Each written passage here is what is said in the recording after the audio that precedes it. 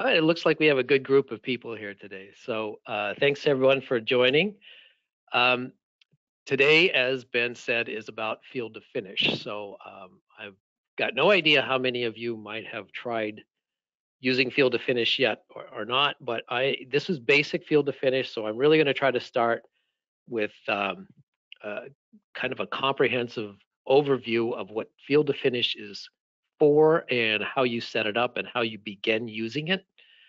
It is a massive program. Carlson's had it in existence since I began using Carlson, which is I think 30 years ago at this point. And it's expanded pretty much every year based upon user requests. So there's a lot you can do with this program.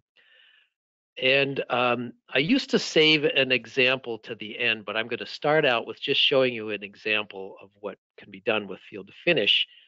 Then this is a real example of a survey that was done from a firm that I worked for before,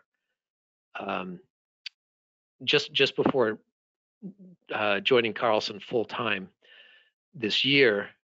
Helped them out for a couple years, so they were not using field to finish much at all, just a little bit around the surfaces. And 6 to 7 months later, they were able to do what I'm going to demonstrate.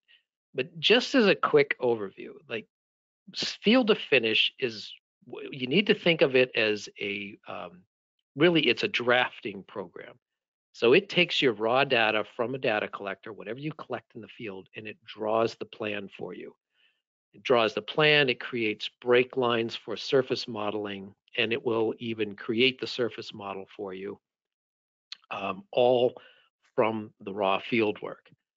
So just again, this is a demonstration, and there's a little over, it's about a 14-acre site, and I think there's around 2,500 points in this. And field to finish is a program in survey, and I'm just going to show you what it does, and then I'm going to come back and explain how we got there and how you get started on there. But when you hit draw to field to finish, is your range of point numbers are in here, and you, once you have everything set up and everyone's coding things properly in the field, this is what you do right out of the data collector, and you'll watch this draw on the screen. And it's drawing in trees, all the utilities. Like I said, it draws in the break lines, it draws in all the points, it prepares everything for a surface model and drafts it. So this is, again, this is the school that they had surveyed, and this, they had not using this, and about 6 months later, this is where they were. And you can see how they draw in parking lines. They're not locating each line. There's codes for that. There's you can see electric lines. They were painted out on the pavement, so they were able to pick all those up. Drain lines, sewer lines, trees with sizes labeled, water lines, sidewalks, tree-lined areas, and just everything that you need. So there's, look at this, the signs are brought in with labels.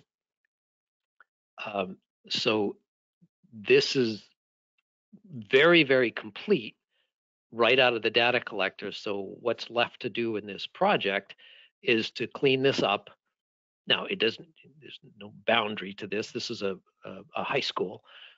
And so if there would be monuments and things like that that you locate. But anything that you locate in the off or out in the field, you're going to bring in, and it's going to draft it for you. So what you need to be thinking of, look towards where you're headed with this, and consider this idea, something similar to this. You'll set this up your own way, but it will draft the plan and save you tons of time in the office doing drafting work. I mean, there's really not a whole lot left to be done on this project. So it not only makes it more efficient, but you can turn around a product very quickly for your clients. All right, so let's start from the beginning. All right, I'm going to jump into model space. So I just have a blank drawing, And I'm going to explain or do my best here to kind of explain how we start this and how we proceed. And I'll get as much covered today as we can. But in all honesty, I have spent an entire day just on field to finish. That's how deep the program is. So we're just going to start with a couple things. And what I'm going to do is I'm just going to place some points in a drawing to represent what we would locate in the field. So I'm going to use Carlson's just draw locate points just to set a couple points in the field here. And I'm going to pick a layer, and I'm just going to screen pick a point, and I'm going to pick a spot on the screen, and I'm going to assume an elevation of 100. And then I'm going to add a description. So the description is the field code. So it's a description code. And if you're already adding descriptions to every shot you take in the field, then you're already halfway there.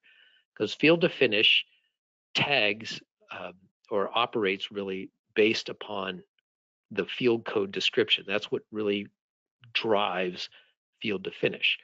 So let's just say I was shooting the edge of a pavement, and I decided to call it EP for edge of pavement. So there's a point, and I'm going to do a couple of those.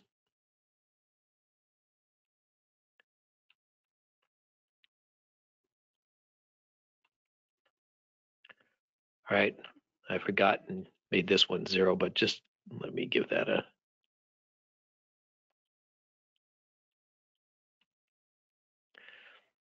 All right, so here's just 4 points.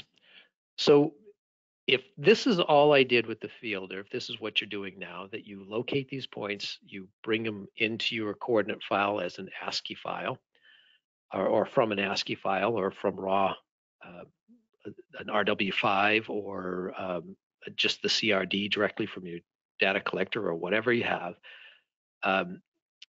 Then you draw the points. So if you had a coordinate file, you could hit draw locate all, and then all the points would come into the drawing. And then your job next would be to connect the dots. So now you play connect the dots, boing, boing, boing. There's my edge of pavement line. So I want field to finish to draw that line for me. So the way this works is go into field to finish, and I'm going to hit, you can start from a couple different places. You can, let's see, am I in the survey menu? I am not, I'm in civil. Now I'm in survey. You can go right to draw field to finish, or you can edit field to finish codes separately. You're going to get to the same end game either way. I tend to just go right to draw field to finish. And down at the bottom, you can see here's the code table that I'm currently using. I'm going to set to a new code table, and I'm going to put it in this folder right here, and I'm going to call it demo 7/6/2012.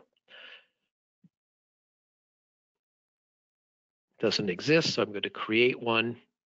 And now I could import things. I have some options here. I'm not going to create anything. I'm going to just hit exit. So now I'm set. Here's my CRD file that I started called scratch.crd, and then here's my code table. Here's the 4 points that I have. So now I'm going to go into edit codes, and this is a code table. So the code table is stored as an external .fld file. You saw when I created that. So you save that in a location that others will have access to in the office. And this is a code table with nothing in it. So it's just a blank, empty code table. I hit all, there's nothing in there because I've not created anything yet. So I'm going to add a code. So if I hit add, you get a dialog box with 3 tabs, a general tab, a symbol, and a line type. So there are only a few minimum requirements that have to go into this code table. And the first one is, and then all the rest are just options. So there are a lot of options, and this is what I mean. This is, you can dig awfully deep into here between these three tabs and do an awful lot of work with this. But we're going to start with the code that we just used, and it was EP. So the code is whatever it is you're going to type in the data collector. In this example, it was EP, edge of pavement. So you have an option that's a good one, is to add a description, a full name description. Now, that doesn't actually have a function other than to explain what the code is. So when you print your code table, say for a field crew, you can print this out and they can see what an EP, or all the abbreviations stand for. It also has a second function of Carlson's legend command that has the ability to tie to your code table. So if you collect things in the field using the codes that are come out of this code table, you can have the legend command actually produce the legend for you based on only the things that were located in that particular data set. Now, the description here is actually is optional. You actually don't have to have one. But the description here is what is going to be populated as the attribute on the shot, the field point itself. So this is a Carlson attribute, or a block with three attributes: the point number, the description, and the elevation. This description can be populated here. It can also be used to annotate a point. I make great use out of that when you're adding, symbols like iron pipes and manholes and utility poles, all those kind of things. So this description can be just part of the attribute, or it can be an optional piece of text for an annotation, and a lot of other things you can do that. But it is actually optional. You can, right to the right, this option here that says use raw description is defaulted to off. I can add that to the attribute or a piece of text, and if I do that, whatever you type in the field will populate as the description in the attribute. So I'm going to leave that off for now, but keep that in mind. For line work, I actually prefer to have that on. So this description, I'm just going to say EP. You know what? I am going to take option. I am going to use that option right now. I'm not going to come back to that. So I leave this blank, and then it's going to populate when it draws this point, whatever's typed in here. So I get to see whatever was coded there.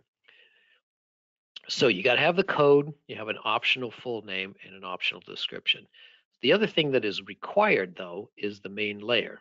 So the code's obviously required. The main layer is, where are you going to put this point?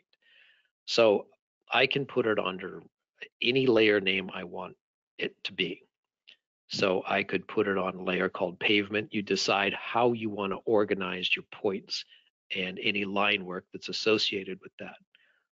So if I put it on a layer called pavement and misspell it, that means when I draw this, the point is going to go on pavement. So required code, required main layer, and then the third thing that is absolutely required is, what is it? The entity type. So it's a point only. Here are your options: points, lines, 2D polylines, 3 and 2D, and just 3D polylines. So the difference between a 2D polyline and a 3D polyline is, a 3D polyline is a polyline that has each individual vertex of the polyline takes on the elevation of the point itself. So the 3D polyline, every vertex can have a different elevation. So it's drawn in 3D. Carlson uses 3D polylines as break lines. automatically. So if you window in a data set and it's got 3D break lines in it, that is automatically, or 3D polylines, that is automatically your break lines. So the advantage here is that anything that is a hard surface that you want to use as a break line, you can select draw 3D polyline.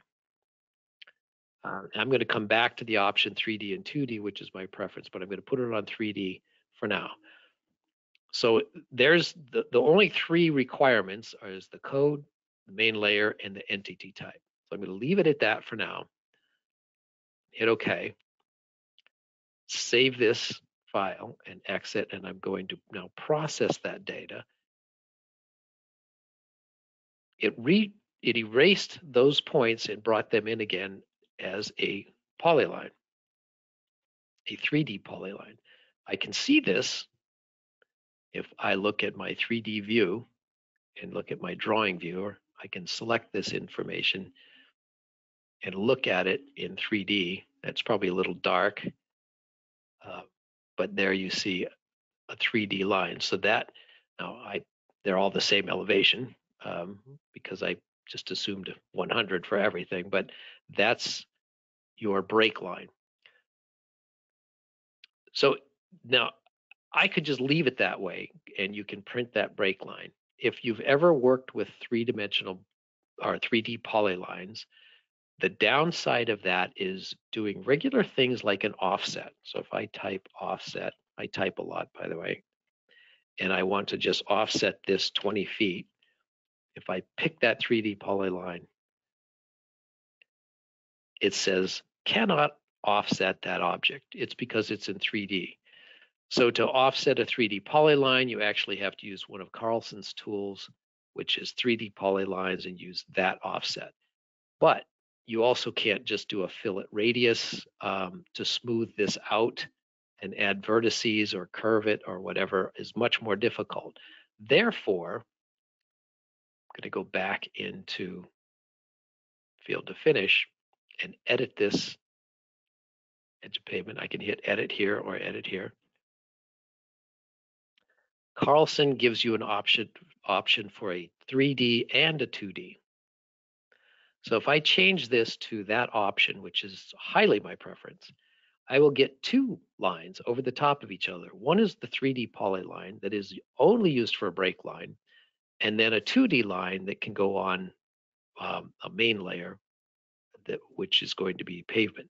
So when I use this option, the 2D line goes on the main layer, and then it unghosts out a dual 3D polyline layer, and I can create a new layer called break lines. So now when I process this, I'm going to get a 2D line on pavement and a 3D line on break lines.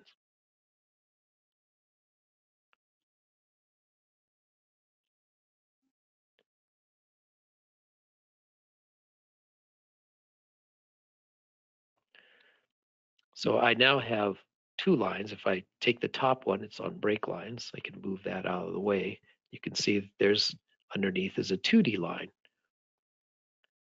What it allows me to do then is looking at layer control.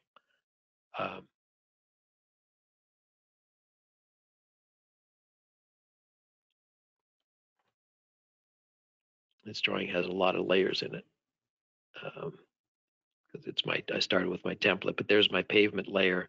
I can change the color, something I can see, and I can change whatever line type to, whatever, a dash dot line type or whatever you want to see. And then I can freeze the break line layer, and underneath is this 2D line. So now I have the ability to modify that and move the vertices around, and I can do an offset 20 feet and not have a problem with that. So that's the value of having both Field to Finish, edge of pavement, 3D, 2D. Simple enough.